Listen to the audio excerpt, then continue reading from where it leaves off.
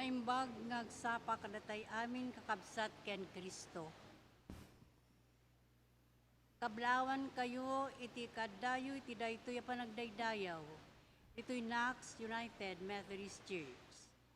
Daytoy iti maikanem a Domingo kalpasan ti Pentecostes. Intay nga rod isentro ti panunot ken espiritu tayo iti Dios. Kas dayawen tayo isuna ita.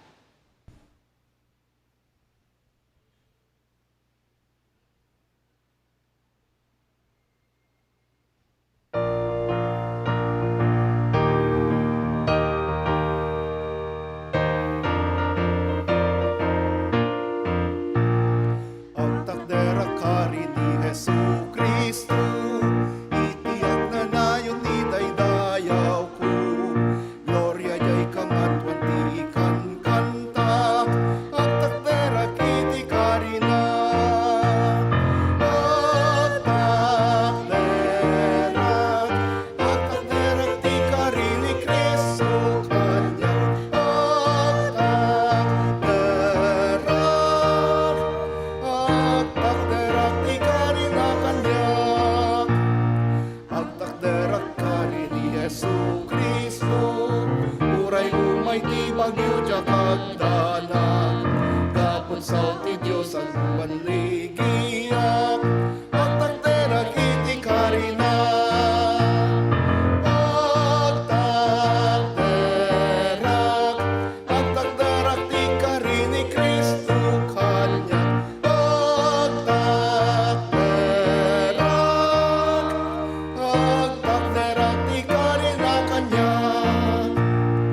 At tagderang kari ni Jesu Kristo, kaiso na asinaayat unay, inalawit at paligi kanyak, at tagderang kiti kari na.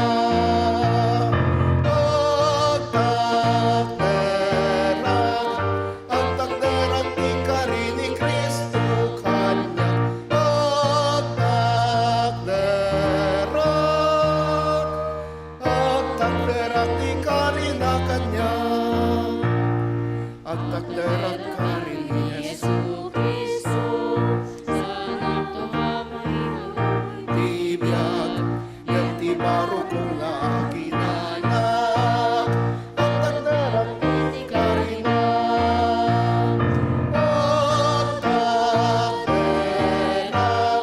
Agdagdarak ka rin ni Kristo kanya.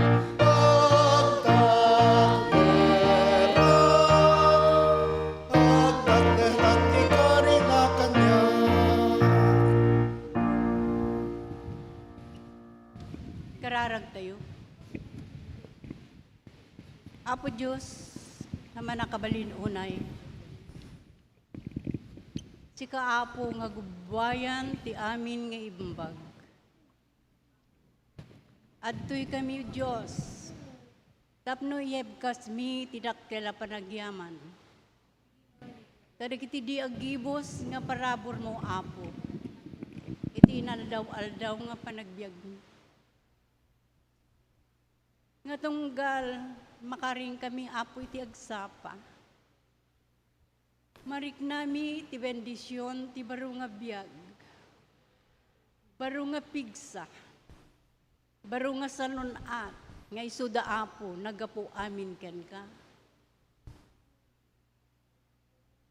Nga iti inaldaw apo nga panagbiag mi. At dakalata nga mangilislisi kada kami iti dakes. Tiyempuman itirigat kinamay. At dakalata apo iti sibay mi. Agsipod apo tamumi. Nga sikati kamang mi ken mangisalakan mi. Ket iti daytoy nga bigat apo masideg kami nga si papakumbaba. Apo pakawanen na kami. Kadigiti aramid nga saan nga tumutok. Ket apo, tulungan na kami kadi nga magna, nga umayken ka. Ben apo, iti da iti nga agsapa. Bendisyonam kadi iti sagtunggal maysa kada kami. Iti hingkam panagdengeg kadi iti sasaom. Iti apo ni pastor ni. Ket apo, dibigdiket pa'y kuma, ti relasyon mikan ka. Pumigpigsa pa'y kuma, ti pamati mi apo. Agsipod tamumi, nga daken ka ti talnaken pag-asa. Ito po ang panalangin namin. Sa pangalan ni Jesus. Amen.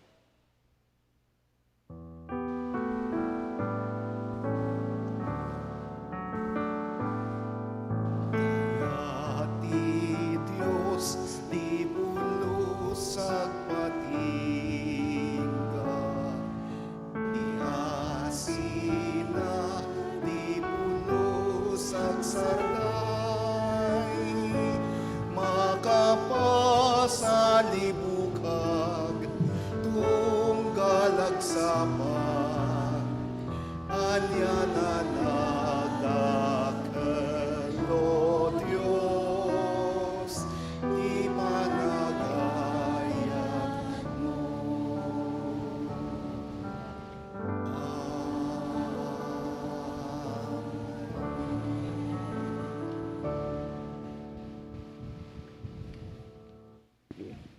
Good morning! Ba't puro bata yata narinig ko? Good morning! Magandang umaga po sa inyo lahat. Ay nga agsapa kada kayo aming kakabsat. Welcome to Nax United Methodist Church, Ilocano Worship. ang Ilocano worship na ang liturgy Ilocano, pero ang bati, ang sermon, ang mga panalangin ay karamihan Tagalog. Kasi marami po ang hindi nakakaintindi ng Ilocano na dumadalo ng Ilocano worship.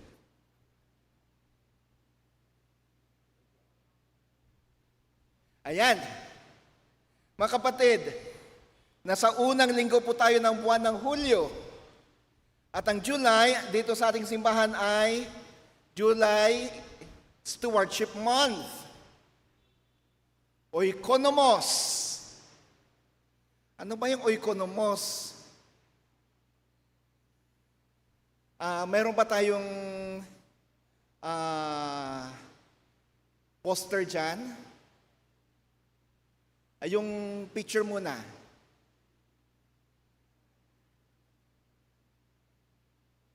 Mamaya na alam nyo ba? Yung main banner muna natin ng Oikonomos, yung schedule natin. Ayan, Oikonomos, steward, faithful and obedient. Mamaya sasabihin ni Ate Neri sa atin, Ate Neri, ikaw ba? Asan sa Ate Neri? Yung alam nyo ba? Okay. Sasabihin ko rin mamaya yan sa sermon ko, ano bang ibig sabihin ng oikonomos? Anong dalawang Greek words ang pinanggalingan ng salitang yan? Oikonomos. Sige po. Stewardship month po tayo ngayong July. Ang theme natin ngayong araw na to ay stewardship of time. Next Sunday, talents. Third Sunday, treasure. Diyan din po yung ating joyful giving, special offering. And July 26, stewardship of the gospel. Nandiyan na rin po yung mga text natin. Now, ngayon din pong buwan na to, 3 beses pong ating loading. July 7, 14, and 21. Ito po yung ministry natin sa mga street dwellers, yung pagpapakain natin sa kanila at yung kanilang pagsamba dito sa ating simbahan tuwing Martes, every other Tuesday. Sunod po, sa July 11, next Saturday, alas 8 po na umaga, ang unang klase ng Lay Servant Academy. Lay Servant Academy. Ano po ito? This is a formal course for lay people. Formal po na pag-aaral ito ng mga laiko. 7 months po ito. Magsisimula po next Saturday, alas 8 sa Central Church muna. Every second and last Saturday of the month. Tuwing second Saturday ay sa Central Church, gaganapin ang klase. Tuwing fourth Saturday naman ay dito sa NAX, UMC gaganapin ang klase. Alternate po yan. Central NAX, Central NAX, Central NAX. As of the moment, yung nakapalista na sa ating registrar ay mahigit 120. Tapos idadagdag pa natin yung 13 na nasa akin, mahigit 130 na. Kaya yung iniisip na Holy Club, hindi na po possible yung Holy Club. Hindi po magkakasyang 130 plus na estudyante. Kaya pinag-iisipan na dito sa sanctuary gaganapin ang klase every fourth Saturday of the month. Next Saturday po, or this coming Saturday, sa umaga, dun sa Central Church, ay orientation ng 30 minutes, what to expect, and then, to be at 9 o'clock hanggang 12, yung first session ng worship and music. Ako po magtuturo doon sa worship and music sa umaga. And then, yung Methodist Heritage naman, sa hapon, si Pastor or Dr. Mendilio naman. So yun po yung, and then itutuloy po natin sa sunod na, or sa fourth Saturday dito naman yung klase. Ganun po ang mangyayari sa ating Lay Servant Academy. Sunod po,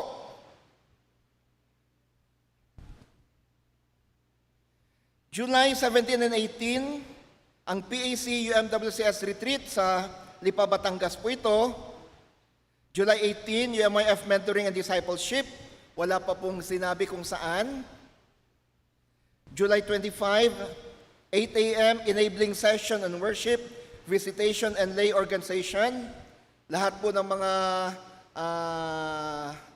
nag-ushers, liturgies, at ibang mga worship leaders ay at lahat tayo ay inaanyayahan na dumalo rin sa ating local church enabling session and worship, visitation and lay organization.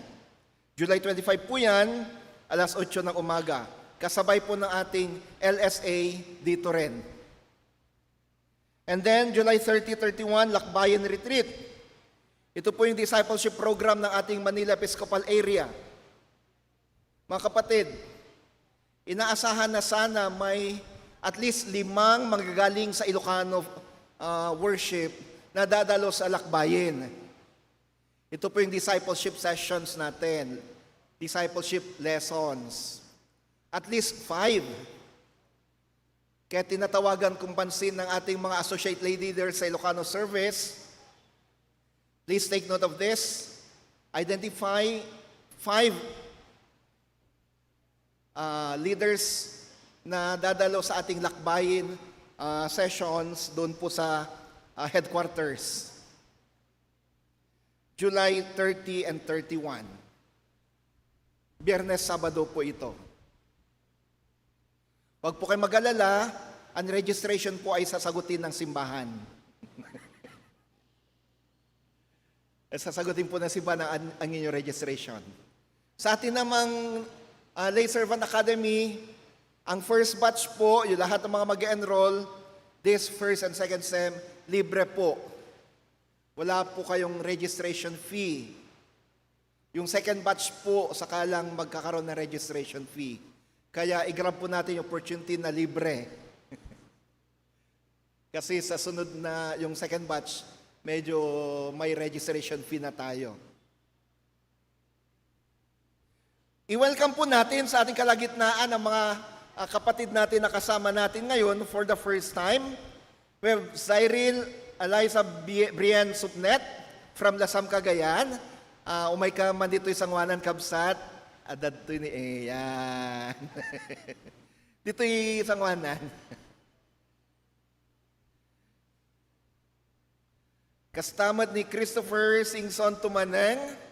Manipod nakagiganto yung Santa Cruz, Manila, ng Tagalaon yun. Kabsat nga, Christopher.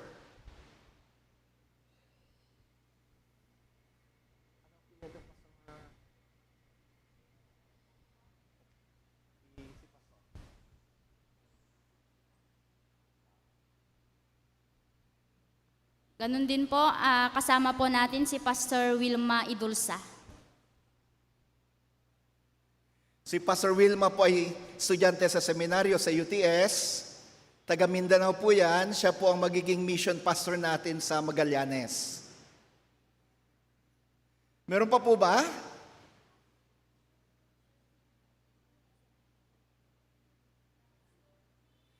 Kasama din natin si Nanay Zenaida mula sa Christine. Nanay. Ayan. Meron pa po ba? Kung wala na, tawagin na rin natin dito sa harapan lahat ng mga magdiriwang ng kanilang birthday sa linggong ito.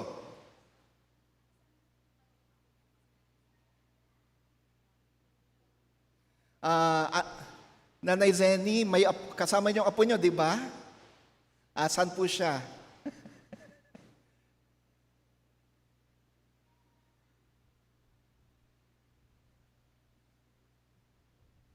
Ayan. Sige po. Tawagin na rin natin dito sa harapan lahat ng mga birthday celebrators ngayong linggo.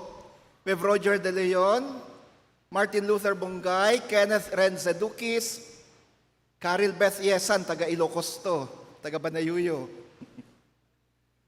Martin Rafael Valdez, Feriliza Faraon, Jayril Tandang, Rafael Angelo Martin, Gerly Nolasco, Perla Sichanco, Gina Salimbot, Kaliz, Sofia Amata, Vermel de la Cruz, Feli Martinez, Jonathan Eric Sim.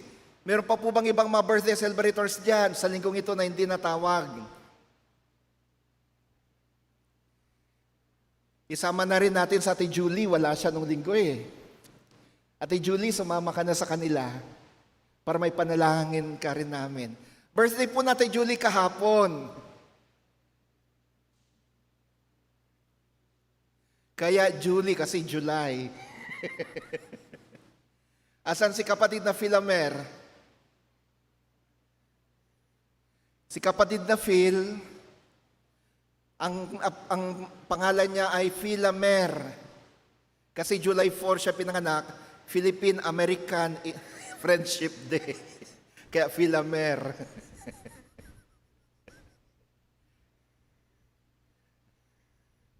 Alam na alam ang birthday kapag gano'n ang pangalan eh. Sige, kung wala na, let us extend our hands toward them and let us ask Pastor Mary Flor to lead us in prayer for them.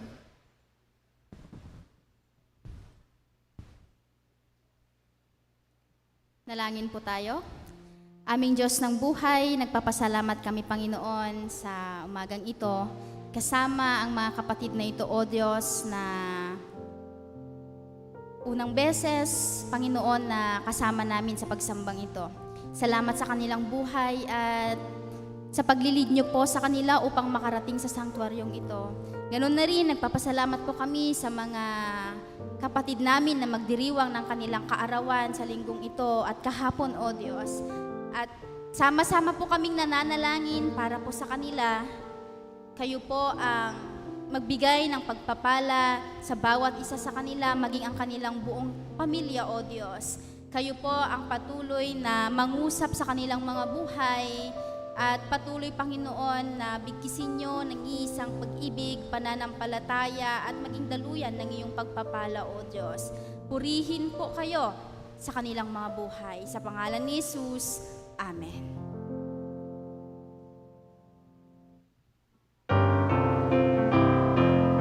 Happy birthday to you. Happy birthday to you.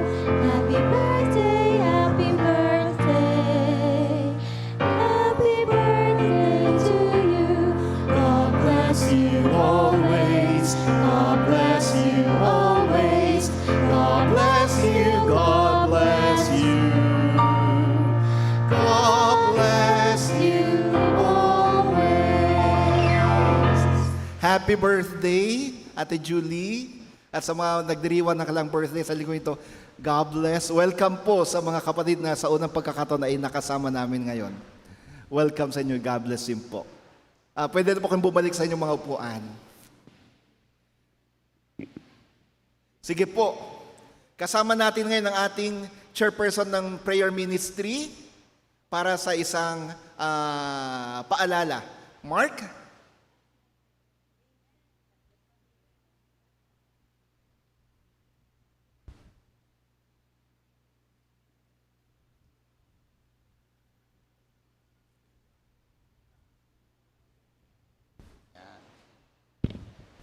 Isang pong mapagpalang umaga sa ating lahat, mga kapatid, Good morning. mga magulang, mga anak. So isa po itong paanyaya sa ating mga kasama sa iglesia. Kung papansinin natin, prayer ministry join us in standing in the gap. Bigyan ko lang po ng konteksto, ano po ito yung gap na ito, Amin pong sa aming base po ito doon sa pag-aaral namin sa isa sa mga sessions namin with Pastor Joey. It is actually based from the book of Ezekiel chapter 22 verse 30. Ang sinasabi doon, nagpahayagan Diyos ng kalungkutan dahil wala natagpo ang matuwid na mamamagitan para sa bansang. Actually, bansa, ang tinutukoy dito is yung Jerusalem. So ano yung konteksto, mga kapatid? No? Nandito yung konteksto na malawak ang katiwalian, no, sa Jerusalem, no, mula sa pinuno, pari, propeta at mga mamamayan. So malaki yung pagkakasala, no, nung bansa. So ang naging kalagayan nila, buong lipunan ay puno ng kasalanan. So ano yung sumisimbolo dito, mga kapatid, no? Yung pagtayo sa puwang, yung pagmamakaawa, panalangin para sa iba. Kasi kung titignan natin, yung dingding na sinasabi nila, no, yung wall ng Jerusalem, kapag ito ay nagkakaroon ng bitak o ng puwang, ito yung dito talaga nakakalusot yung mga kaaway, ano. So ibig sabihin, walang dito yung moralidad, it's a representation, no, nung kinakausap ng ating Panginoon si Propeta Ezekiel, no. So walang namamagitan, no, walang humaharang doon, no. Ang sabi nga doon, kung babasahin natin, napakadumi ng wall, no? So, in fact, ang ginagawa lang ng mga propeta as a symbolism, pinipinturahan lang ng puting kalburo. So, di ba alam naman natin ang wall, no? Kapag ito'y pinipinturahan dapat yan inaalagaan, di ba? Parang dapat binabakbak muna yung dumi, tapos saka mo pipinturahan ng tamang pintura. So, ganun yung simbolismo, no? So, ano yung punto natin dito, no? Walang intercessor, no? Kaya dumating ang hatol at yung pagkawasak ng Jerusalem. So, nandun yung punishment. Pero binago lahat yan, no, ng ating Panginoong Hesus, no, in the New Testament, no, sa pananaw, no.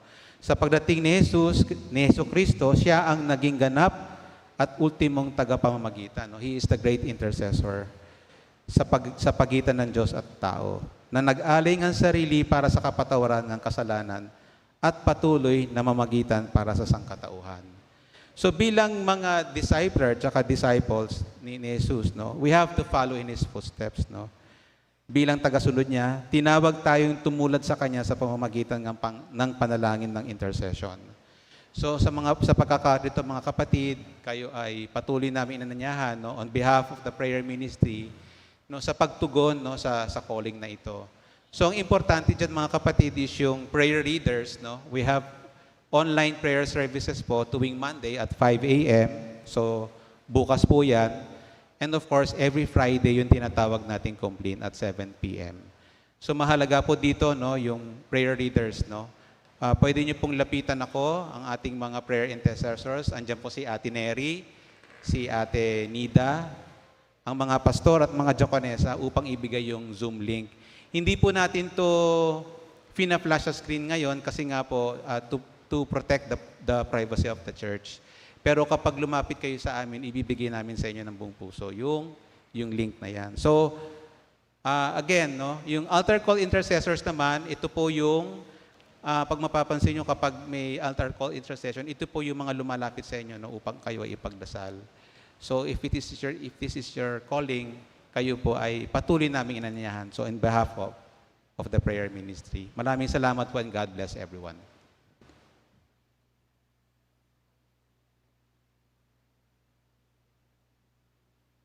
Good morning. Alam niyo ba? Hindi pa. Ito po ang unang Sunday ng buwan ng Hulyo. At alam niyo ba, oikonomos, kung ano po yung sinabi ko last Sunday, ang ibig po ng oikonomos is an ancient Greek word that literally translates to household manager or steward. It is from the words oikos. Oikos means house or household, and nomos, which means to rule or to manage. Pag sinabing oikonomos, ito yung Greek word. Ito yung manager or katiwala. In classical Greece work, the oikonomos was not the owner of the house. Oikonomos was a trusted slave, freedman, or administrator, hired to run a wealthy state. The owner gave the oikonomos the full responsibility to oversee daily operations, manage inventory, allocate resources, and supervise servants, even children not yet of age, effectively keeping the household running smoothly. Oikonomos answered directly to the owner, acted with delegated authority, and could be removed for misuse. In Christian and biblical context, an oikonomos steward or oikonomia defines human relationship to God. Stewardship identifies God as the owner and as humans as katiwala. Katiwala, hindi lamang ang ating mga earthly possessions, but more importantly of human life itself, ang ating sarili, which includes our very own human bodies. Sa isa sa kanyang mga ginawang sermon, which was entitled, The Good Steward, John Wesley, the founder of Methodism, said, at ngayong July sa ating pagdiriwang ng Stewardship Month, may we all be reminded that in all we do, let us not forget to take good care of ourselves as well, dahil itong mga katawan natin ay pawang mga ipinagkatiwala lang ni Lord sa atin. Ang ating naayon sa design at kagustuhan ng Panginoon, hindi ang ating sarili o dikta ng ating sarili. Tulad nga ng ating theme for this year's Stewardship Month celebration, Oikonomos, faithful and obedient. Let's be faithful and obedient oikonomos of ourselves, kasama na ang ating time, talent, treasure, and the gospel na pawang mga point of focus natin for each Sunday this July. As a reminder na rin po sa ating lahat that on third Sunday, ipagkakaloob po natin sa mga special offering ang ating mga envelopes. Also on that same Sunday, mabibigyan po tayo ng ministry commitment card kung saan i-encourage po ang bawat isa na i-check lang po yung mga ministry na dapat nating gawin. Yung parang yung gusto po natin, yung passion po natin to serve the Lord. And pwede rin po tayong maging liturgies, usher, greeter, choir, kapaw, creative arts. Alam niyo ba, bilang tugon po sa ating sasagutang mga ministry commitment card, magkakaroon po tayo ng isang seminar training na magaganap po sa July 25. Yan po ay Saturday 8 a.m. po mag-start. At inaasahan po na i-encourage po natin ang bawat isa sa mga gusto po na pumunta po sa Saturday, that is July 25, 8 a.m. dito po sa NACS. Pwede po kayong makipag-usap kay Pastor, kay Ate Ethel, or kay Ate Marlene para mabilang po kung sino po yung pwedeng umattend ng seminar para po sa mga budget sa ating pagkain. Yun lang po, at alam nyo na, sa next Saturday, at alam nyo na yung mga ibibigay nating offering na bilang pasasalamat sa ating Panginoon. God bless us all and good morning.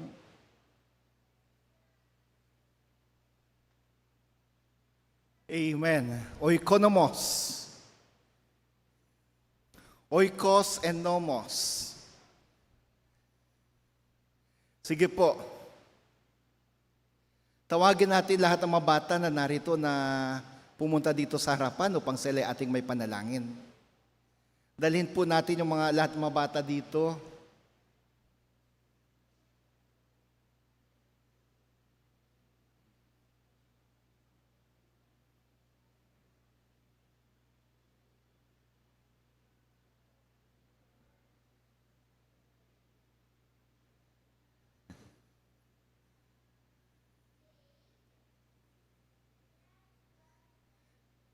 Sige po, let us extend our hands toward our children and let us pray for them. Nasa harapan po namin ngayon, Panginoon, ng mga batang ito. Sa gitna ng kanilang kamusmusan,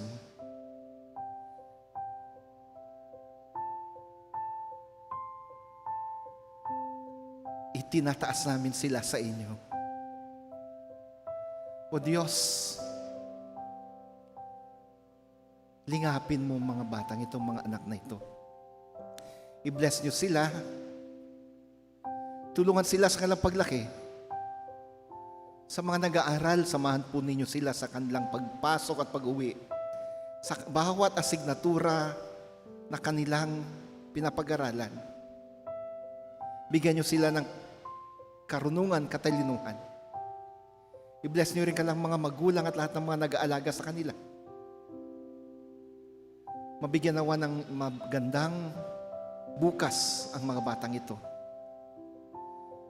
Samahan mo kanilang mga magulang sa kanilang paghahanap buhay. Pagkaloob ang bawat pangangailangan nila. Panginoon, tinatalaga namin ang mga anak na ito sa iyo. Sa ngalan mo, Kristo. Amen at amen. Sige mga anak, punta na kayo sa inyong Sunday school with Teacher Abby.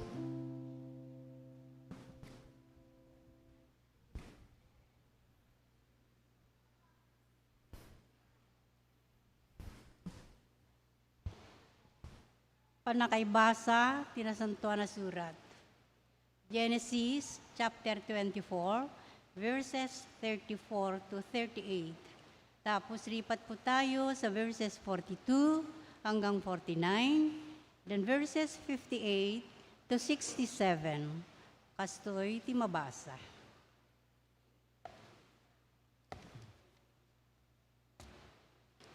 Ket kinunana, siyak adipenak ni Abraham. Ket ni Jehovah binendisyunan na ti adu ni Apo. Ket nagbalinen na dakkel. Ket inikkan na kadagiti karkarnero. Ken bakbaka, ken pirak, ken balito. Ken adadipen na lalaki ken babae. Ken kamkamelyo, ken asasno. Ket ni Sara, nga asawa ni Apo, inyanak na idi baketen kenapok ti maysa lalaki. Iso nang tedan na ti amin nga daken kuana. Ket ni Apok pinagsapatanak a kinunana. Di kanto mangala iti babae nga sawaen ti anak ko kadagiti anak ka babae dagiti taga Kanaan. Nga iti dagada pag naedak. Ngem in kanto iti balay ni amak ken kadagiti kabkabagyak. Ket mga lakantoy jay iti asawa, ngagpaay iti anak mo. Ket kinunak, lumipat po tayo sa verse 42.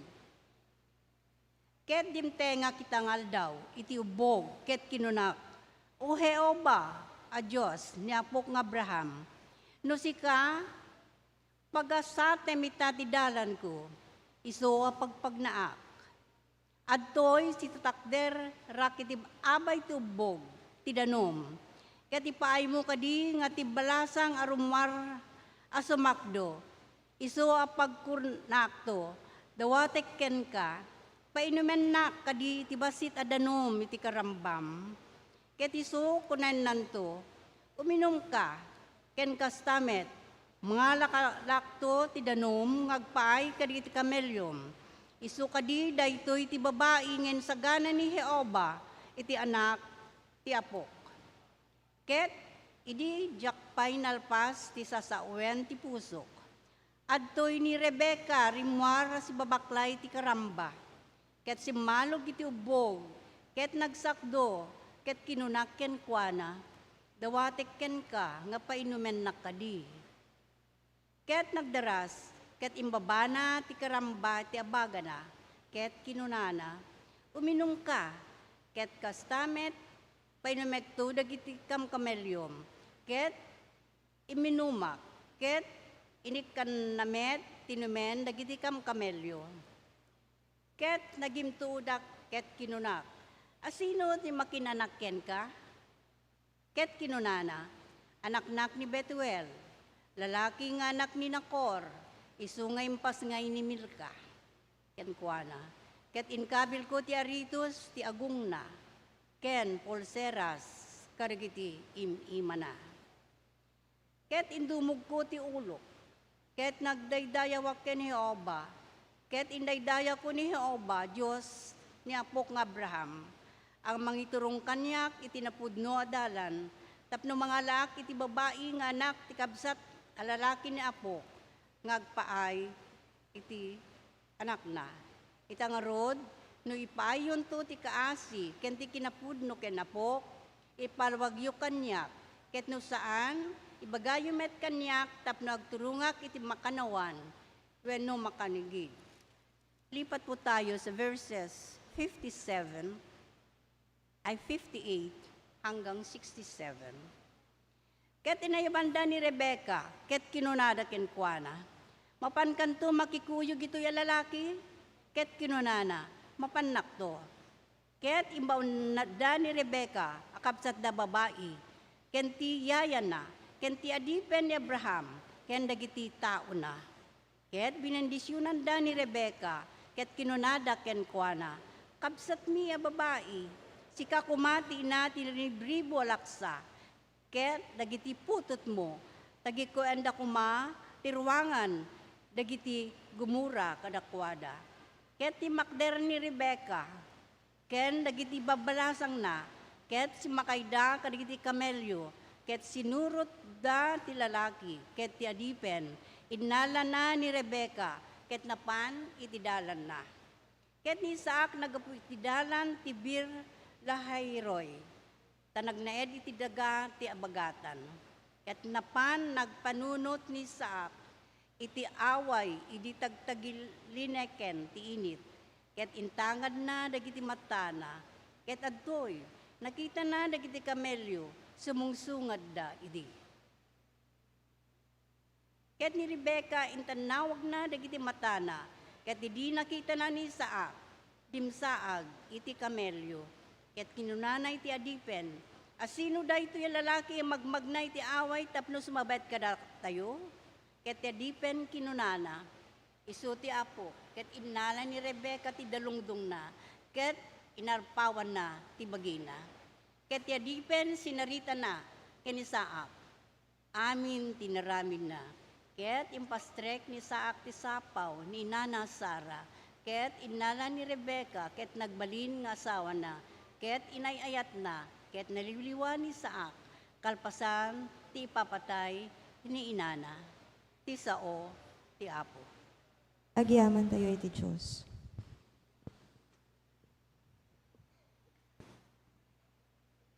Ang Ebanghelyo mula po sa sulat ni Mateo, chapter 16 hanggang 19 at lilipat po sa 25 hanggang 30 at ganito po ang sinasabi. Saan ko ihahambing ang mga tao sa panahong ito? Ang katulad nila'y mga batang nakaupo sa plaza at sumisigaw sa kanilang mga kalaro. Tinutugtugan namin kayo ng plauta, ngunit ayaw ninyong sumayaw. Umawit kami ng awit pagluluksa, ngunit ayaw ninyong tumangis. Sapagkat nakita nila si Juan na nag-aayuno at di umiinom ng alak at ang sabi nila, sinasaniban ng demonyo ang taong iyan. Nakita naman nila ang anak ng tao na kumakain at umiinom at ang sabi naman nila, tignan ninyo ang taong ito, matakaw, lasinggero at kaibigan ng mga maniningil ng buwis at makasalanan. Gayunman, ang karunungan ng Diyos ay napatutunayang tama sa pamamagitan ng mga gawa nito.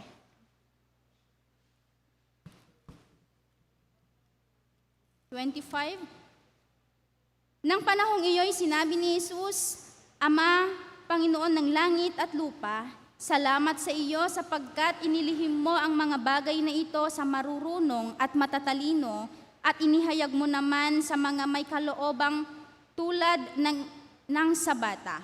Oo, Ama, sapagkat ganoon ang nais mo. Ibinigay na sa akin ng aking Ama ang lahat ng bagay. Walang nakakakilala sa anak kundi ang Ama at walang nakakakilala sa Ama kundi ang anak at ang mga pinili ng anak na pagpapahayagan niya. Lumapit kayo sa akin, kayong lahat ng nahihirapan at nabibigatang lubha sa inyong pasanin at kayo bibigyan ko ng kapahingaan.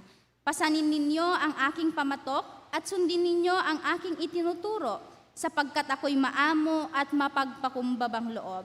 Matatagpuan ninyo sa akin ang kapahingaan sapagkat madaling dalhin ang aking pamatok at magaan sa aking pasaning ibinibigay ko sa inyo. ang Ebanghelyo ng Panginoon. Madayo ka, O Apo Jesucristo.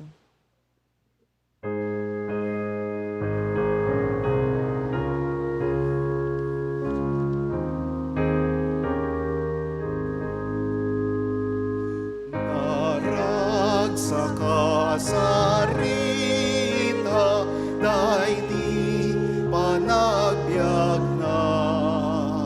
Ni Kristo ken gloria na, ken ti medayat na. Patgekabal baliksen, biag na ululitan. Taisut putnulaan, awan ti sabalin. Amangan nagsayat, amaibunbunan natalo sa panagbiag ni Jesus na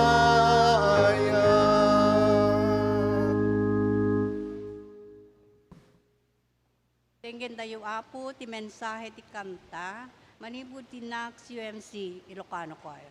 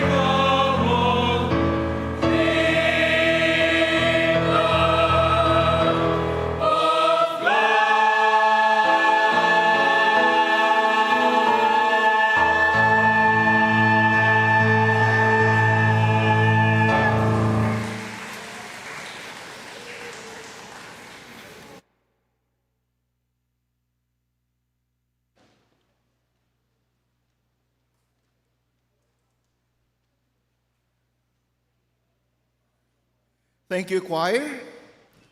Unshakable Kingdom.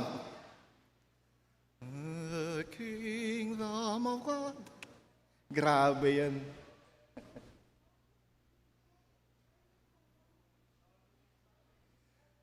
Good morning. Naimbag nga agsapa kada kayo aming kakabsat. Mga minamahal na kapatid, narito po tayo ngayon sa ika-6 na linggo pagkatapos ng Pentecostes. At kasabay nito ay ang unang linggo ng ating Stewardship Month. Isang buwan na nakalaan upang magnilay-nilay tayo sa isang salitang Grego na maaring bago sa pandinig ng ilan sa atin. Anong salitang yon? Yung kanina? Oikonomos. Oikonomos. Media Prod, pwede bang i-post nyo yung poster natin, Oikonomos? Yung may schedule. Kasi ito yung focus natin ngayong Stewardship Month. Yan din ang focus ng ating sermon ngayon. Oikonomos. Ano ulit ang ibig sabihin ng salitang to? Ito'y galing sa dalawang salitang Griego or two Greek words. Sabi nga natin, Neri, kanina, sa alam mo ba? Oikos, meaning bahay, at nomos, meaning namamahala or tagapangasiwa. So, oikonomos, tagapangasiwa ng bahay. Katiwala, tagapamahala ng sambahayan. Pansinin natin mga kapatid, ang oikonomos ay hindi nagmamay-ari ng bahay na kanyang pinapamahalaan. Hindi siya ang owner. Ganyan lang. Hindi siya ang owner. Katiwala. Siya ay kinatawan lamang ng tunay na may-ari. At sa ating pananampalataya, sino ang tunay na may-ari? Sino ang tunay na nagmamay-ari sa lahat? Ang Diyos. Lahat ng mayroon tayo, ang ating panahon, ang ating talento, ang ating yaman, ang ating buhay, ay hindi natin pag-aari. Ito ay pinagkatiwala sa atin. Tayong lahat ay mga oikonomos ng Diyos. We are God's stewards. Ngunit ang pagiging katiwala ay hindi sapat. Ang sabi ng kasulatan sa 1 Corinthians 4 verse 2, moreover, it is required in stewards that one be found faithful. Dapat ang isang katiwala, tagapamahala ay tapat. Kaya nga nakikita natin yan, oikonomos, steward, faithful and, anong sunod na salta? Obedient, tapat at masunurin. Hindi sapat na tayo ay katiwala, kailangan tayong maging matapat at masunurin.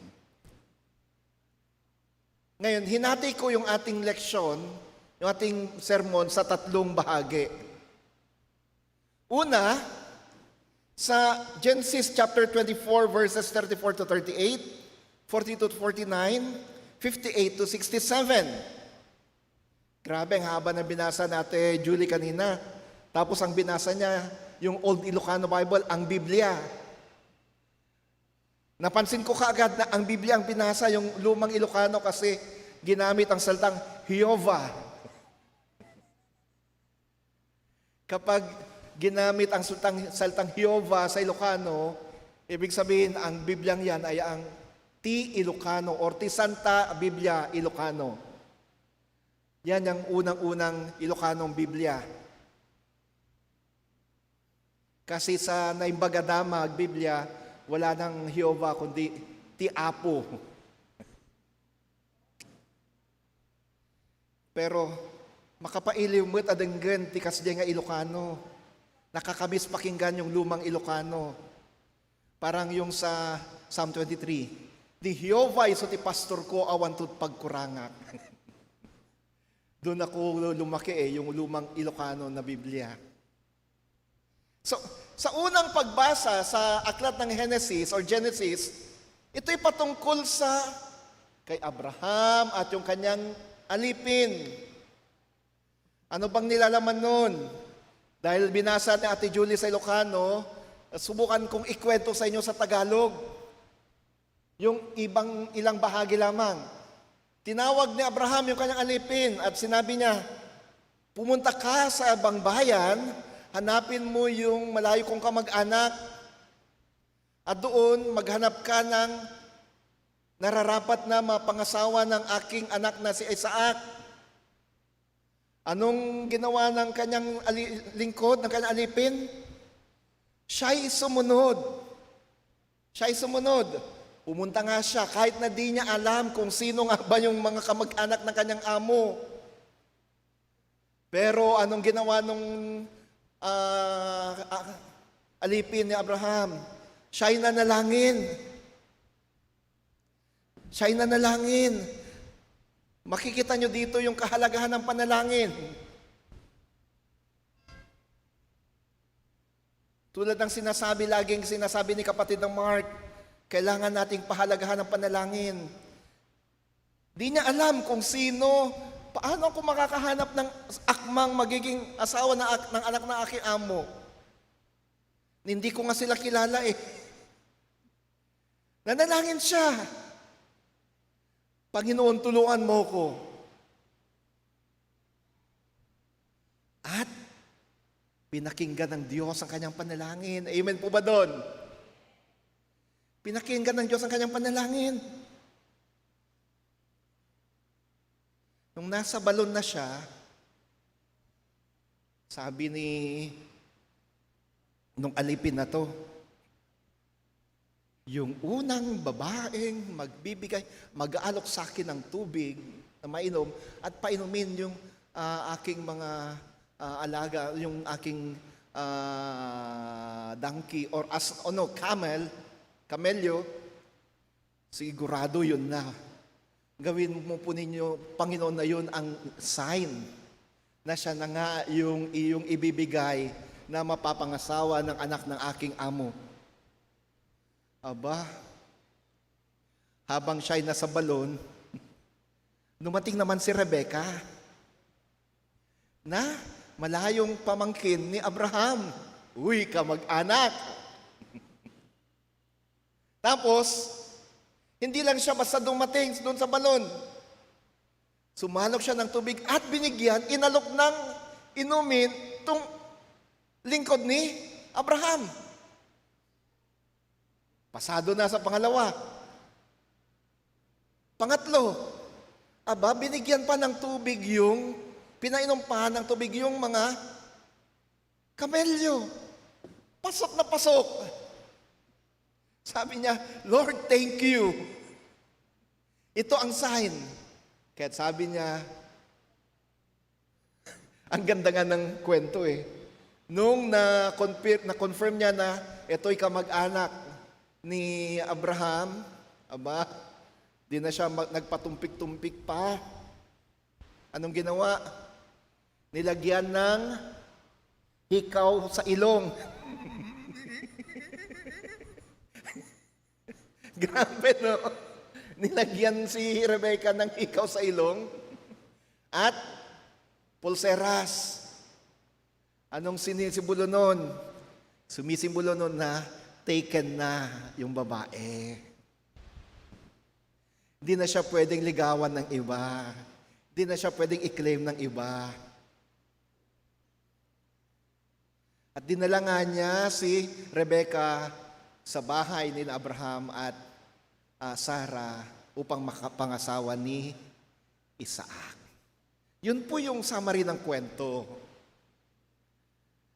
Mga kapatid, sa ating unang binasa, makikita natin ang isang lingkod, isang katiwala, isang oikonomos, na hindi man lamang pinangalanan sa kasulatan. Siya ang isa sa pinakamatagal na lingkod ni Abraham, ang tagapamahala ng kanyang sambahayan. At siya ay binigyan ng misyon na tila imposible. Maglalakbay sa Kanaan patungong Mesopotamia, isang napakalayong lugar, upang umanap ng mapapangasawa para kay Isaac. Isipin ninyo ang bigat ng kanyang tungkulin. Ang buong pangako ng Diyos kay Abraham, ang pangako ng kanyang mga inapo ay magiging kasindami ng bituin sa langit, ay nakasalalay sa misyong ito. Kung siya ay magkamali, ang buong plano ng Diyos para sa kaligtasan ng sangkatauhan ay nanganganib. Grabe yung mission niya, di ba? Nakasalalay sa kanya at sa katagumpay ng kanyang mission, yung katuparan ng pangako ni Yahweh, ni Jehovah, kay Abraham na sa pamamagitan ng kanyang mga inapo, maliligtas ang sangkatauhan. Ngunit tingnan niyo ang ginawa ng katiwalang ito. Tulad na sabi ko kanina, siya ay nanalangin, siya ay humingi ng patnubay sa Diyos. O Panginoon, Diyos ng aking Panginoong Abraham, pinapakiusap ko sa iyo, bigyan mo ko ng tagumpay ngayon. In Genesis 24:12, at siya ay naging mapagmatsyag, matulungin upang mapansin kung paano sumasagot ang Diyos. At nang makita niya si Rebecca, hindi siya nagmadali, kanyang sinubok kung ito nga ang kalooban ng Diyos. At nang makumpirma niya ito, siya ay nagpasalamat at sumamba sa Diyos. Mga kapatid, ganito ang isang tapat at masunuring oikonomos. Ganito ang tapat at masunuring katiwala. Siya ay nananalangin bago kumilos. Ang isang tapat at masunuring katiwala ng NACS UMC ay kasama sa prayer ministry. Amen po ba doon?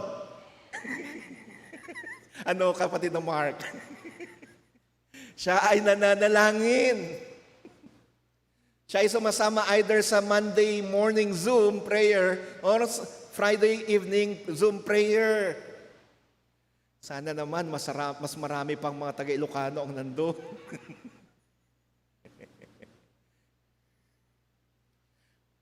Ang tapat at masunuring oikonomos ay nananalangin bago kumilos. Siya ay mapagbatsyag. Masunurin sa tinig ng Diyos, sa kalooban ng Diyos. Siya ay nagpapasalamat sa mga pagpapala. At higit sa lahat, ginagawa niya ang kalooban ng Diyos kahit na mahirap. Tulad ng katiwalang ito, tayo ay tinawag upang hanapin ang kalooban ng Diyos sa bawat desisyon ng ating buhay. Lalo na sa ating pagiging katiwala ng kanyang mga biyaya. Pangalawa,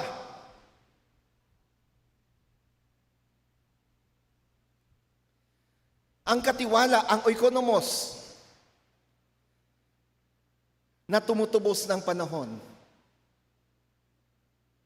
The steward that redeems time. Mayroong isang teksto na hindi ko na pinabasa kanina, pero ito yung text natin na Ephesians 5:15-16. Anong sinasabi ng leksyon?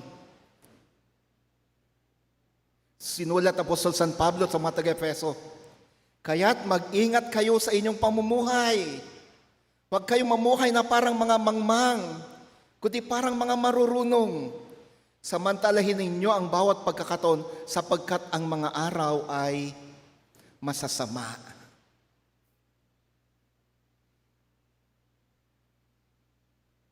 Ang salitang Grego na sinalin bilang samantalahin o tumubos ay exagorazo.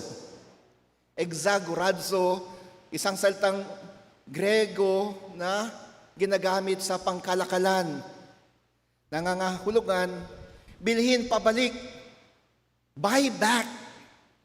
Si Pablo ay nagsasabi, tubusin ninyo ang panahon, bilhin nyo ito pabalik. Bakit? Sapagkat ang mga araw ay masasama. Ang panahon ay lumilipas. Ang bawat sandali na lumilipas ay hindi na may babalik. bilang mga oikonomos, bilang mga katiwala, tapat at masunuring katiwala ng Diyos, tayo'y tinatawag na maging matalino sa paggamit ng ating panahon. We are called to be faithful steward in using our time.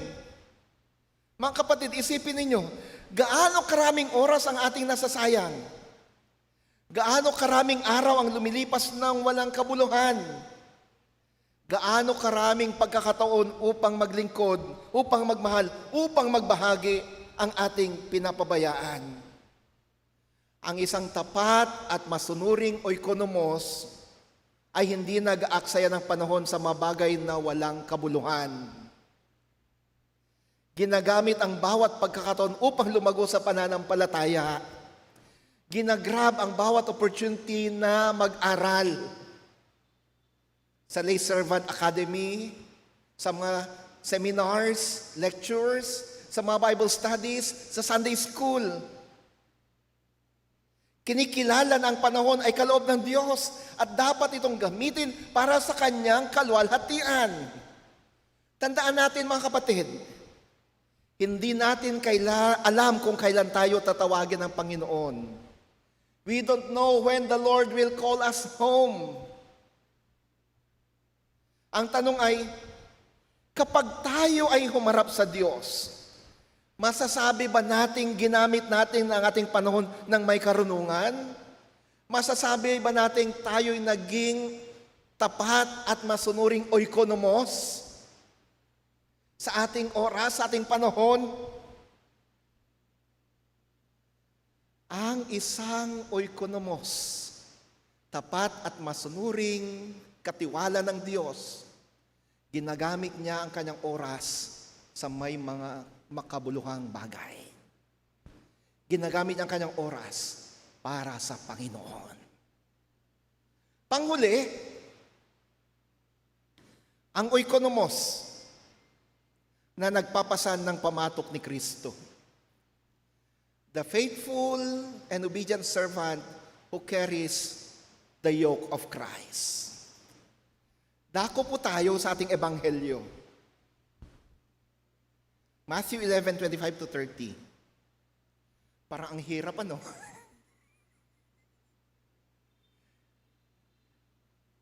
Pag-konektahin yung tatlong readings. Pero tingnan natin. Sinabi ni Jesus, lumapit kayo sa akin, kayong lahat na nahirapan at nabibigatan sa inyong pasanin, at kayo'y aking pagagalingin. And he said, cast your burdens upon me, all you who are heavily laden. Come to me, all of you who are tired of carrying heavy load. For the yoke I will give you is easy, and my burden is light. Come to me, and I will give you rest. Anong kantang yon? Lift up your hands to God. Sino kumanta nun? Basil Valdez. Hindi, Pastor Galinato. Kakakanta ko lang eh. Si Basil Valdez. Tawa ni Gara, oh. Sa kanilin. Ngunit bago ito, si Jesus ay nagpahayag ng kanyang pagkadismaya sa lahing ito. Sa generation na yon, ang mga taong tumangging-tumanggap kay Juan Bautista at sa kanya, sila'y parang mga batang naglalaro. Tinutugtugan namin kayo ng plauta, ngunit hindi kayo sumayaw. Kami nanangis, ngunit hindi kayo tumangis. Ano man ang gawin ng Diyos, sila hindi nasisiyahan. Ngunit sa kabila ng pagtanggi at pagtutol, si Jesus ay patuloy na nag-aalok ng kapahingahan. Kanyang sinabi, lumapit kayo sa akin. Come unto me. Mga kapatid, ang pagiging isang oikonomos, ang pagiging isang tapat at masunuring katiwala ng Diyos, ay hindi nangangahulugan na tayo ay nag-iisa. Being a faithful and obedient servant or steward does not mean we are all alone. We are on our own. No. Si Jesus mismo ang nagsabi, pasanin ninyo ang aking pamatok. Sa sinaunang panahon, doon sa Palestina, noong panahon ni Jesus, ang pamatok ay ginagamit ng mga baka upang mag-araro. 2 baka ito. Yung pamatok, in Ilocano, sangol. Ito yung nilalagay, yung kahoy na parang rainbow, inilalagay sa batok ng kalabaw o di kaya ng kabayo. Tapos may tali and then hihilahin ng kalabaw di kaya kabayo yung karitela o yung araro. Pero noong panahon ni Jesus, hindi isa, 2. Magkadugtong yung 2 pamatok. 2 kalabaw ang ginagamit. Yung isa, yung bihasana, expert na sa pag-aararo, at yung pangalawa, yung baguhan.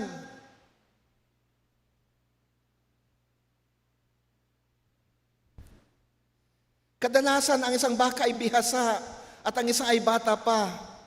Ang bihasang baka ang siyang gumagabay at nagdadala ng bigat. Si Jesus, ang ating bihasang tagadala ng pamatok. Siya ang nagdadala ng bigat natin. Tayo ay nakikipamatok lamang sa Kanya. Ang Kanyang pamatok ay maginhawa, magaan. Hindi dahil walang hirap, kundi dahil siya ang nagdadala ng bigat kasama natin. He carries the load.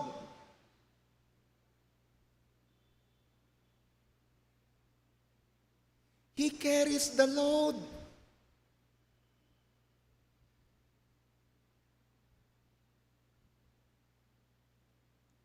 Anong sinasabi na sang kanta? If He carries the weight of the world upon His shoulders, I know, my brother, that He will carry you. If He carries the weight of the world upon His shoulders, I know, my sister, that He will carry you. And He said, come unto me, all who are weary, and I will give you rest. Mga kapatid, sa bawat problemang pasan-pasan natin, sa bawat pasanin natin, sa bawat pagsubok nating pinagdadaanan, sa bawat sakit na ating nararamdaman, hindi po tayo nag-iisa na nagpapasan sa mga yan. Kasama natin si Jesus. And actually, siya ang nagdadala ng mga yan. He is actually carrying it. Halos nakapatong lang yung pamatok sa atin. Halos wala itong bigat. Ang bigat ay nasa sa Kanya. Siya yung nagdadala nito. Sabi nga, He will carry you. Anong sinasabi doon sa kwento ng footprints in the sand? Sa panahon na yung lalaki ay dumaan sa mga matitinding pagsubok sa buhay, Nung lumingon siya sa likuran niya, bakit isang set of footprints lang ang nandun? At napansin ko yung mga panahon na may mga matindi akong problema at pagsubok sa buhay, yun pa yung isang set ng footprints lang nandun. Kaya sabi ng lalaki, Panginoon, bakit? Bakit sa mga panahon yun parang iniwanan mo ko? Anong sabi ng Panginoon? Anak, pinakamamahal kong anak, sa mga panahong ikay may matinding pagsubok sa buhay, sa mga panahon na may mga sakit ka, at nakita mong isang set ng footprints lang ang nandun, yun ay yung mga panahon na karga-karga kita. You don't have your footprints there because those were my footprints. Those were the times that I carried you. Hindi ka nag-iisa. Bilang isang oikonomos, tapat at masunuring lingkod ng Diyos. Karga-karga ka niya. He is carrying you. Siya ang nagdadala ng bigat. Hindi nagtataglay ang isang oikonomos ng kayabangan at marunong at matalino. Lumalapit kay Jesus ng may kababaan loob. Nagtitiwala na si Jesus ang nagbibigay ng kapahingahan. Nakikita ng pagiging katiwala ay hindi pasanin kundi isang pribilehyo. Mga minamahal kong kapatid, ngayong unang linggo ng Stewardship Month, tayo inaanyayahan na maging oikonomos, tapat at masunuring katiwala ng Diyos. Tayo tinatawag na maging tapat tulad ng katiwala ni Abraham, naghahanap ng kalooban ng Diyos, nananalangin, nagpapasalamat at kumikilos ng may katapatan kahit sa pinakamahirap na misyon. Tayo'y tinawag na maging marunong katulad ng tinuturo ni Pablo. Ginagamit ang bawat sandali para sa kalwalatian ng Diyos at hindi nag-aaksaya ng mga pagkakataong pinagkakalob sa atin. At higit sa lahat, bilang oikonomos, tapat at masunuring lingkod ng Diyos, tayo'y tinawag na lumapit kay Jesus, ang ating dakilang katiwala na nag-alay ng kanyang buhay para sa atin, sapagkat sa kanya lamang tayo makakatagpo ng kapahingahan. Sa kanya lamang natin matutunan ang tunay na kahulugan ng pagiging katiwala. Hindi bilang pasanin, kundi bilang tugon ng pag-ibig sa Diyos na nagmahal sa atin ng una. Isang tanong para sa ating lahat ngayong umaga. Bilang oikonomos ng Diyos, tapat at masunurin ka ba? Tapat ka ba sa panahon na pinagkakalob sa iyo ng Diyos? Dala-dala mo ba ang pamatok ni Kristo o pasan-pasan mo sa iyong sarili ang bigat ng pasanin? Tandaan natin ang mga salita ni Jesus. Lumapit kayo sa akin at kayo'y makakatagpo ng kapahingahan. Hindi niya sinabi na tayo'y gagawa ng mag-isa. Hindi niya sinabi na tayo'y magpapasan ng mag-isa. Sinabi niya, lumapit kayo sa akin. Lumapit kayo sa akin. May problema ka ba ngayon? May pasanin ka ba ngayon?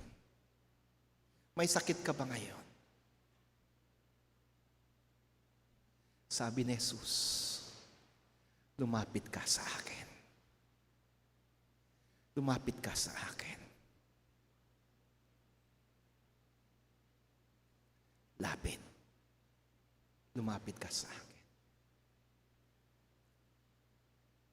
Sa panahong ito, tinatawagan ko ang sino mang may pinagdadaan ng matinding pagsubok sa buhay ngayon, ang sino mang may special na pre-request ngayon, ang sino mang dumadaan sa mga pagsubok, ang sino mang may sakit ngayon, tinatawagan ko kayo Lapit kayo dito, luhod kayo dito sa luhuran. Pakinggan ang panawagan ni Jesus. Lumapit kayo sa akin.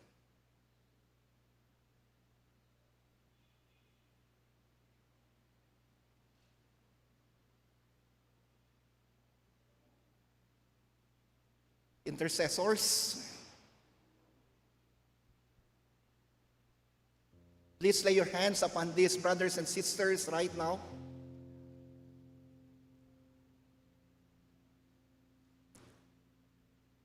Just whisper a sentence prayer.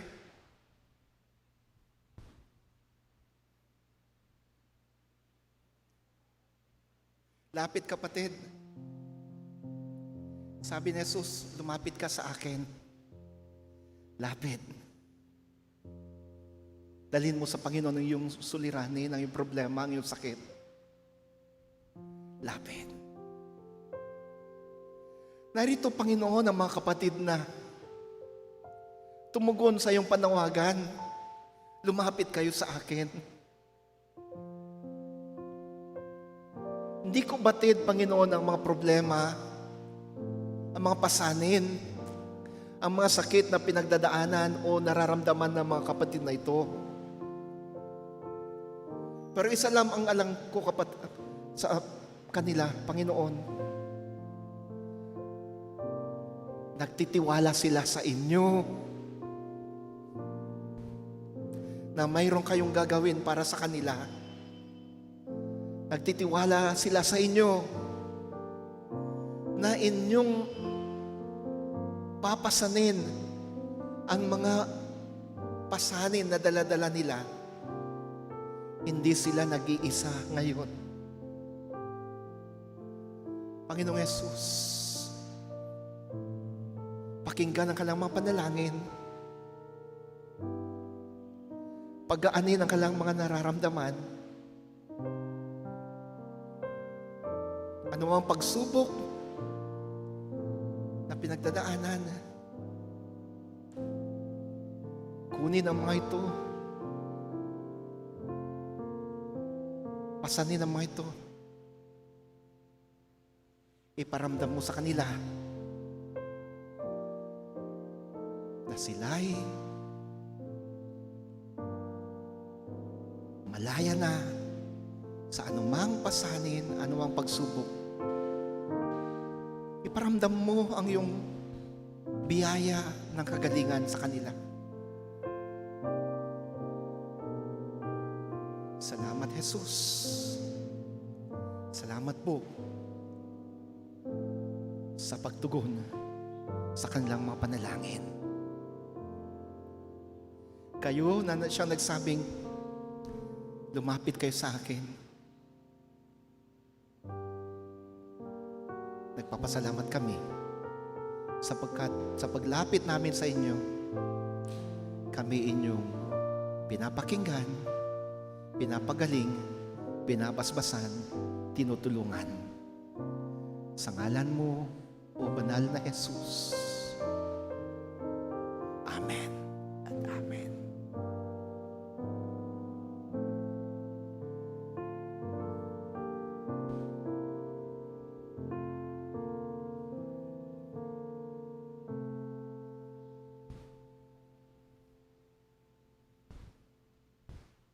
At ngayon, mga kapatid, ibigay natin ating mga kaloob sa Panginoon. Ushers, please.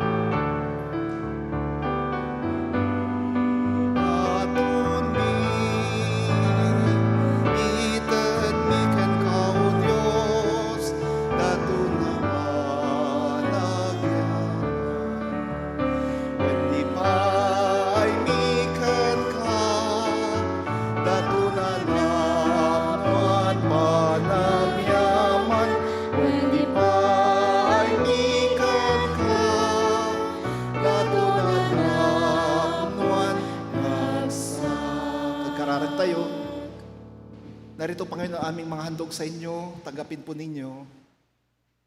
Maging kaaya-aya nawa ang mga to sa iyong harapan. Paspasan ng mga to gamitin sa pagpapahayag pa ng iyong salita at paglaganap na iyong paghahari sa lupa. Pasbasan, pagpalain mga kapatid na nagsisihandog sa mga to. Patuloy nawa nilang tanggapin ang siksik, liglig, umaapaw na biyaya. Sa ngalan mo, Kristo. Amen. Manatili po tayo nakatayo para sa banal na komunyon.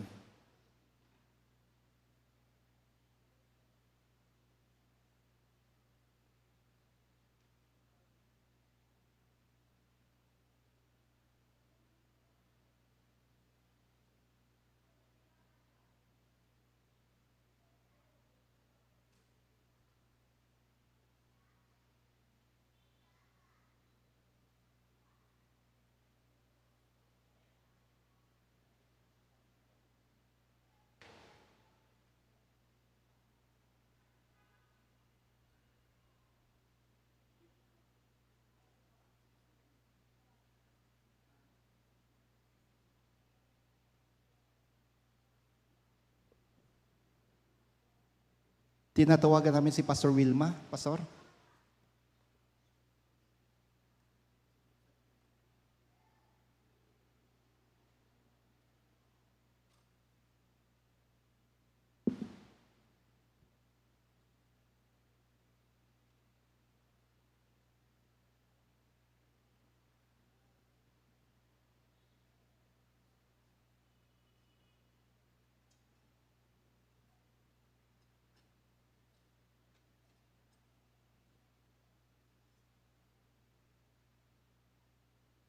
Tiapod na kada kayo.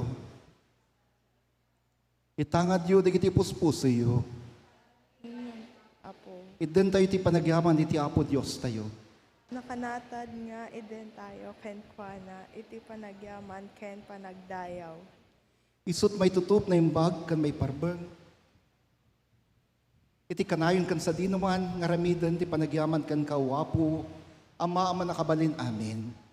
Na marsoy ti langit kan daga. Idi rabii nga niyawat na ti bagina may pay kada kami, nangala iti tinapay, nagyaman kan ka, pinisi na ti tinapay katinted na kayo ti adala na kinunana. Alain niyo kaninyo, daytoy ti bagik, amay daton kada kayo, aramidin niyo daytoy apakadaglagipan kanyak.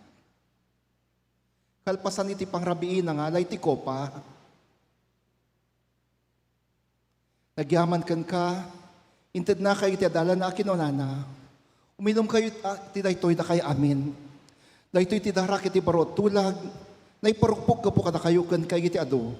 May paay ti panakapakon ti basol, aramidin yung daytoy amasansan, kas pakalaglagipan kanyak. Iparukpok mo ti Santo Espiritum kada kami, anatipon-tipon ditoy, kan kayo ito'y asagot at tinapay kan arak. Aramidem daytoy kada kami, abagi kan dara ni Kristo. Tapno ti daytoy lubong agbalin kami abagi ni Kristo, nasubot iti dara na. Pabuan ti Espiritu, pakipagkaykaysaan na kami kan Kristo, kaniti itong manggalamay sa, kaniti ministeryo ti daytoy lubong aging gatya ay ni Kristo, ti maudi apan nagbalegi, kat pakipagrambak kami kan kuana, iti nailangitan na padaya. Gapu ka na sa Kristo ng anak mo, kaniti panagtang ti Espiritu Santo, iti na Santo na Iglesia, kumaamin ti dayaw kang gloria, manakabili na Diyos, itakang tagnanayon. Amen. Amen.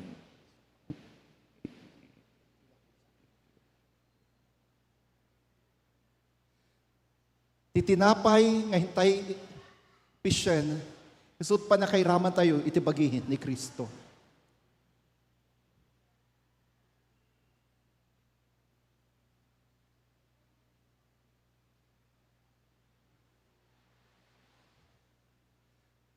Tiko pa, nga intay pagyamanan, sut panakiraman tayo, itidara ni Kristo.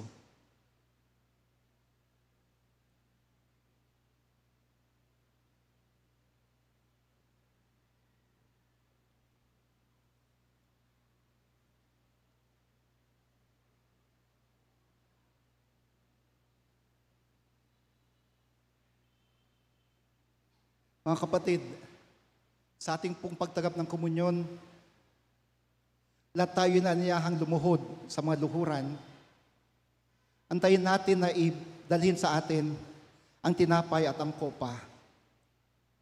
Antayin din natin na sabihin sa atin na ito'y atin ang kainin at inumin, saka lang natin kainin at inumin. Pagkatapos ay tayo ipapanalangin, pagkatapos ng panalangin, babalik tayo sa ating mangupuan. Ang hapag ng Panginoon na handa na, halik kayo, lahat kayo, welcome sa hapag ng Panginoon sa banal na komunyon.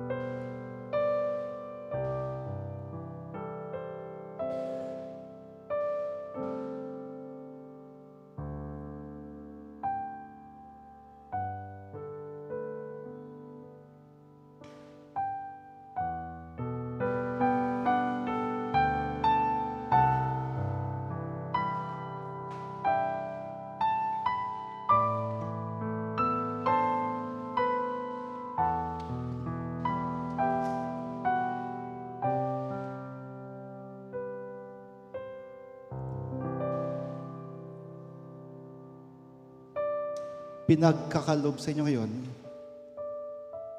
ang katawan at dugo ni Kristo. Kanya ngayon sinasabi sa inyo, ito ang aking katawan. Inihandog ko ito sa inyo. Tanda ng aking pagmamahal at ng aking sakripisyo. Kunin nyo, kainin nyo, at kayo'y magpasalamat.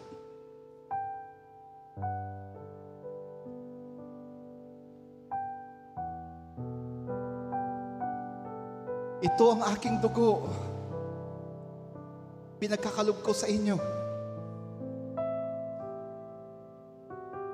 Inumin nyo ito at kayo'y magpasalamat.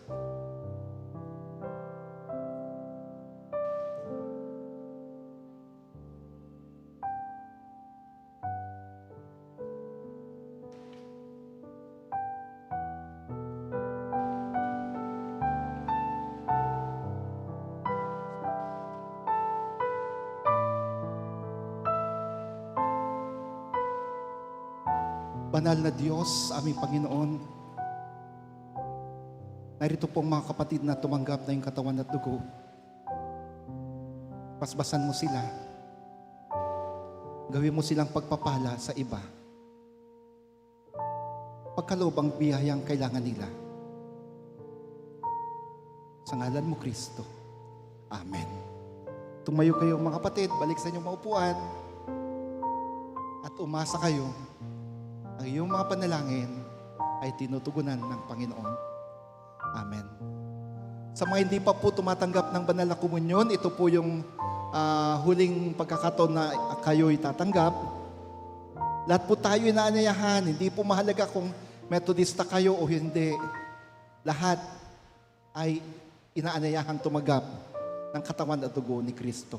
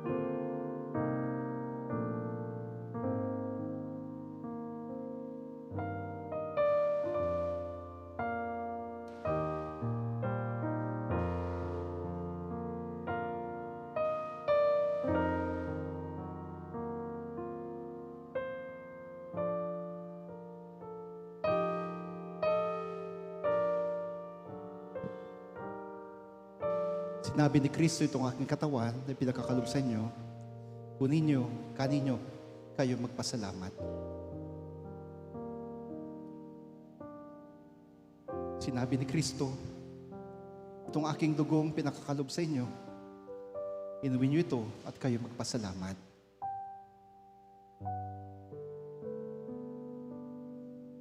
Narito yung mga lingkod, Panginoon. Tinawag nyo sila upang paglingkuran ang iyong mga anak. At ngayon sa pagtanggap nila ng banal na komunyon, patuloy nawa nilang marinig ang iyong panawagan sa kanila. Basbasan sila, gabayan sila. Sa ngalan mo, Kristo. Amen.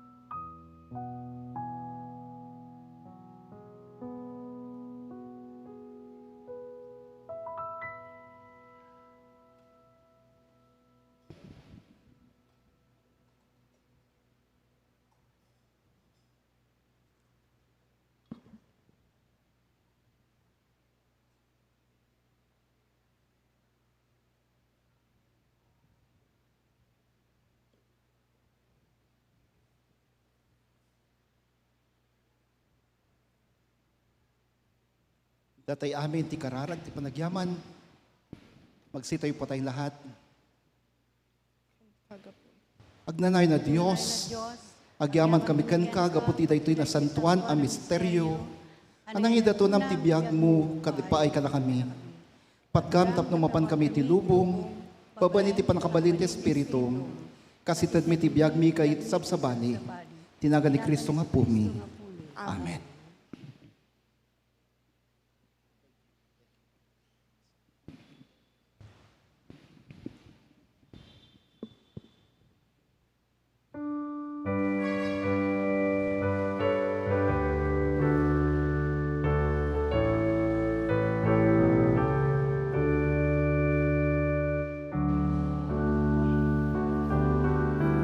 Ni Jesus impay na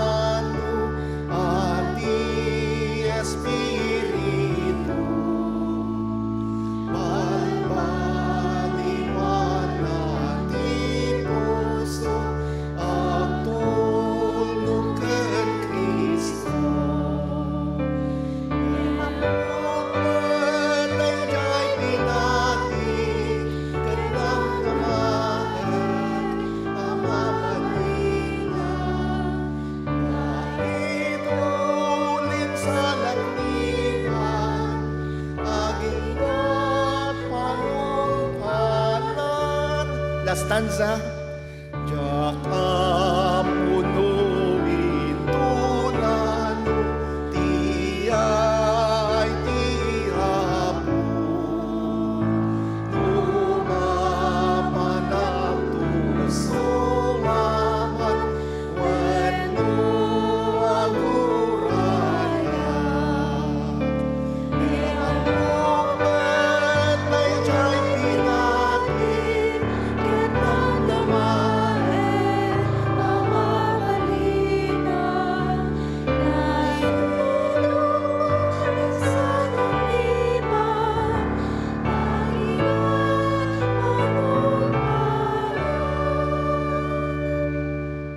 Tayo po'y manalangin.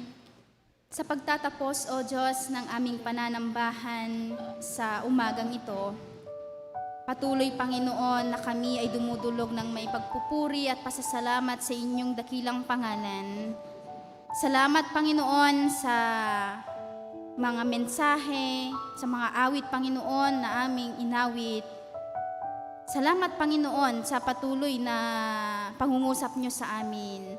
Sa aming paglabas sa sanktuaryong ito, Panginoon, dalangin namin ang inyong pangunguna sa amin.